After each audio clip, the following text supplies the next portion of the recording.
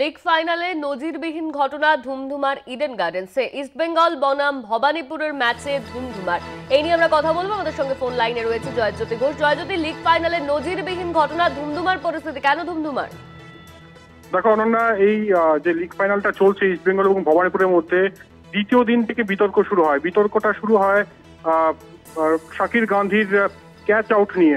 সেখানে এই ব্যাটারকে আউট দেন এবং তারপর প্যাভিলিয়ন থেকে ফিরিয়ে নিয়ে আসেন এবং তারপর ইস্টবেঙ্গলের তরফ থেকে কিন্তু তীব্র প্রতিবাদ করা হয় যে তারা যেটা বলেন যে তারা খেলবেন না এবং 5 ঘন্টা খেলা বন্ধ থাকে। তারপর সৌরভ গঙ্গোপাধ্যায়ের মধ্যস্থতায় খেলা শুরু হয়।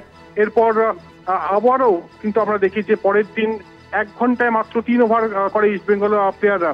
তাই এই বিতর্ক চলছিল এবং আজকে যেন ক্লাইম্যাক্সে পৌঁছে গিয়েছিল এই বিতর্ক, যেখানে ঋত্বিক চট্টোপাধ্যায়, ইস্টবেঙ্গল ব্যাটার, তাকে একটা বিমারে আহত করেন দীপক কুমার, যিনি উত্তরপ্রদেশের প্লেয়ারে ভবানীপুরের হয়ে খেলেন।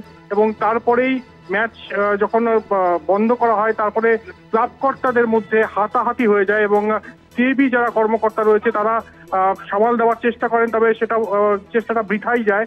এরপর পুলিশ ডাকা হয় এবং পরবর্তীতে যেটা হয় যে এই দুটো দলকে কোনো রকমে বলা হয় যে এই ম্যাচ অমীমাংসিত এবং যুগ্ম জয়ী হিসেবে দুটি দলকে ঘোষণা করা হয়। তবে এই ধরনের ঘটনা অনন্যা নজিরবিহীন, যেটা নাকি এর আগে ময়দান দেখেনি। তবে ইডেন গার্ডেন্সের এই কলঙ্কের পর 11ই জুন বেঙ্গল প্রো টি20 লিগ কিভাবে শুরু হবে, এটাই এখন বড় প্রশ্ন।